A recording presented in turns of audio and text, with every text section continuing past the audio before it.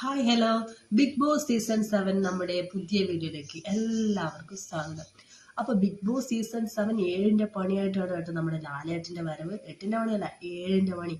അപ്പോൾ നമ്മുടെ ബിഗ് ബോസിൽ ഒരുപാട് ടാസ്കുകളൊക്കെ കഴിഞ്ഞിട്ടാണ് നമ്മുടെ മത്സരാർത്ഥികൾ വേദിയുടെ ഉള്ളിലേക്ക് കയറുന്നത്. അവരുടെ ജ്വല്ലറി ഐറ്റംസോ അവരുടെ ലക്ഷറി ഐറ്റംസ് എല്ലാം ഒരു മുറിയിലേക്ക് മാറ്റിവെച്ച് ഒന്നുമില്ലാത്ത ഒരു പച്ചയായ സാധാരണ മനുഷ്യനായിട്ടാണ് ബിഗ് ബോസിലേക്ക് ഓരോ മത്സരാർത്ഥിയും കടന്നിരുന്നത്. അപ്പോൾ ആ ഒരു മത്സരാർത്ഥിയുടെ ഇടയിൽ നമ്മുടെ രേണു ചേച്ചി എത്തുന്നുണ്ട്. നമ്മുടെ മരിച്ചുപോയ കൊല്ലം സുധിച്ചേട്ടൻ്റെ ഭാര്യ രേണു ചേച്ചി എത്തുന്നുണ്ട്. ഒരുപാട് ക്രിറ്റിസിസം ഒക്കെ നേരിടേണ്ടി വന്ന നമ്മുടെ രേണു ചേച്ചിയാണ് നമ്മുടെ ബിഗ് ബോസിലേക്ക് എത്തുന്നത്. ഇത്രയും വലിയൊരു പ്ലാറ്റ്ഫോമിൽ അവസരം കിട്ടിയതിന് നമ്മുടെ രേണു ചേച്ചി ഒരുപാട് സന്തോഷിക്കുന്നുണ്ട്. അപ്പോൾ രേണു ചേച്ചിക്ക് ബിഗ് ബോസിലേക്ക് സ്വാഗതം.